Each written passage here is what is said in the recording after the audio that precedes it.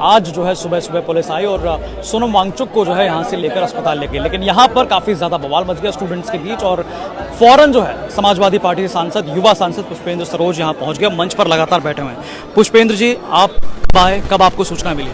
देखिए, मुझे सूचना सुबह मिली, मुझे उठाया गया और ये बताया गया कि सोनम सर को ज़ोर ज़बरदस्ती करके यहाँ से उठा लेके गए। फिर मैंने जब टीवी देखा तो फिर पूरे मीडिया में छाया हुआ था जिस तरीके से सिविल ड्रेस में सरकार के गुर्गे आए, उन्होंने बेडशीट डाल करके उन पर गाली दी, उनको ज़ोर ज़बरदस्ती की, उठा करके बंदी की तरह उठा करके बैरिकेड उछाल करके लेकर गए। ये नहीं कि समान रास्ते से लेकर गए, बैरिकेड के ऊपर से कुदा करके लेकर गए।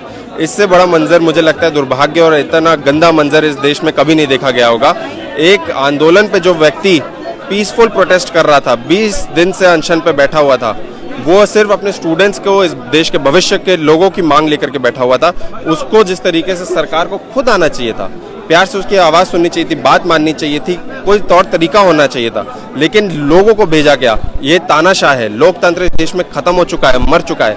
हम भी यहाँ पे अंदर हमको आने नहीं दिया गया, किसी ना किसी तरीके से हम यहाँ पे कूद करके आए। आपको आने नहीं दिया गया था?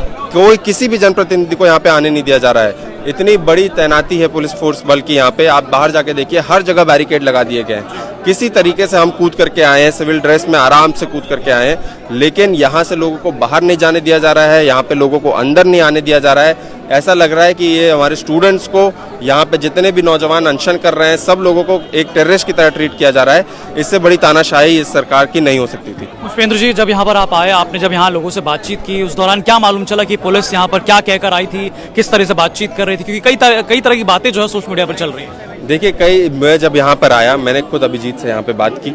जब वो सुबह सुबह वॉशरूम गए थे तो वहीं पे पुलिस ने उनको जमीन पर रगड़ करके बोला कि अब देखते हैं तुम जंतर मंतर कैसे जाते हो। जब वो वहाँ पर गए, उनको वहीं पे डिटेन कर दिया गया। यहाँ पे पूरा मंजर पूरे देश ने देखा, वो मंजर जब सोनम सर को यहाँ से उठा करके लेकर गए, एक कैदी की तरह लेकर गए, तो सच्चाई पूरे देश के सामने है। मुझे लगता है कि जब आंखें पहले लोगों की नहीं खुली थी, ये मंजर देख करके अब आंखें उनकी खुल गई हैं। सर, अब क्योंकि दिल्ली पुलिस की तरफ से जो आला अधिकारी हैं वो कह रहे हैं कि उनके हेल्थ को लेकर और हाई कोर्ट का हवाला दे रहे हैं कि हाई कोर्ट में जो है ऐसा कहा गया, इसीलिए वो यहाँ पर आए थे, सोनम वांगचुक को लेकर। इस पे क्या कहेंगे आप? देखिए, सरकार के पास सिर्फ बहाना है, हर चीज का एक बहाना है। सरकार बात नहीं करना चाहती। एक मजबूत लोकतंत्र में सरकार बात करती है, संवाद करती है, लेकिन एक हाईकोर्ट का हवाला दे करके तो पुलिस कमिश्नर का क्यों बदला गया? कल तत्काल पुलिस कमिश्नर बदला गया और बदलने के बाद नए पुलिस कमिश्नर ने ये मंजर दिखाया लोगों को। तो कहीं ना कहीं ये सरकार की ही तानाशाही है, सरकार में बैठे हुए लोगों की ये प्लानिंग थी। अभिजीत जब यहाँ से जाएगा तो उसको डिटेन कर लिया जाएगा, यहाँ पे स्टेज पे कोई नहीं होगा तो सोनम सर को उठा करके लेकर चले जाएंगे। बहुत दुर्भाग्य है इस देश का। पहले तो हम बोलते थे कि लोकतंत्र खतरे में है, लेकिन अब लोकतंत्र इस देश का मर चुका है। सर, इस बारे में अखिलेश यादव से बात हुई अभी? देखिए, बिल्कुल सुबह उनसे बात हुई, पूरे समाजवादी पार्टी के आला कमान से बात हुई।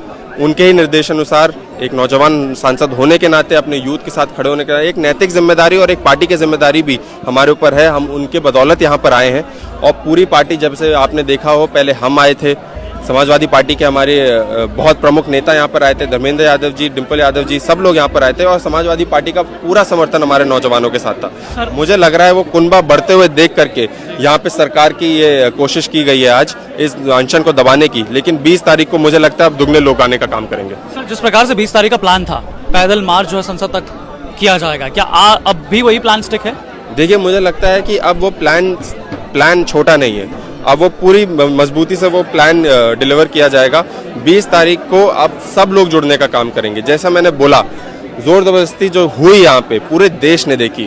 पहले तो लोग अपने फोन पर देख रहे थे कि कोई इंसान अनशन पे बैठा है, सरकार उनकी मांग नहीं सुन रही थी, लेकिन अब लोगों ने तानाशाही देखी है। आज जो तानाशाही की गई है उसको देखते हुए अब लोग को समझ जाना चाहिए कि इस देश का लोकतंत्र कहाँ जा रहा है, इस देश का लोकतंत्र किस खतरे में है, और खुद उनकी आंखें खुलनी चाहिए और खुद उनको वहाँ पे 20 तारीख तक पहुँचना चाहिए। सर, अब मतलब आप युवा सांसद हैं समाजवादी पार्टी से, आप यहाँ पर युवाओं का दर्द समझ सकते हैं, युवाओं के मुद्दों को जो उठाया जा रहा है उसे बहुत बेहतर तरीके से समझ सकते हैं। अब 20 तारीख को जब आप संसद जाएंगे तो आपका रुख क्या होगा? देखिए, पूरा संसद का सत्र अब हमारे नौजवानों के लिए होगा, उनके मुद्दों के लिए होगा, उन नौजवानों के लिए होगा जो 20 हुए हैं पेपर लीक को लेकर के, और इससे पहले कई 100 जो पहले हमारे नौजवान कर चुके हैं उनके लिए होगा। जो मुद्दे यहाँ पे सड़क पे रख रहे थे उनको संसद तक पहुँचाने का भी काम हम करेंगे, ये पहले भी बात बोल चुके हैं। लेकिन जो तानाशाही है इस पे सवाल क्यों नहीं उठ रहा है? पूरा देश देख रहा है किस तरीके से सिविल ड्रेस में पुलिस वाले आए, उनको जोर जबरदस्ती करके कैदी की तरह, मतलब जबरदस्ती और गाली देते हुए, यहाँ पे लोग बताते हैं कि गाली दे करके उनको उठाकर गाली दी गई उनको। गाली दी गई उनको, गाली दी गई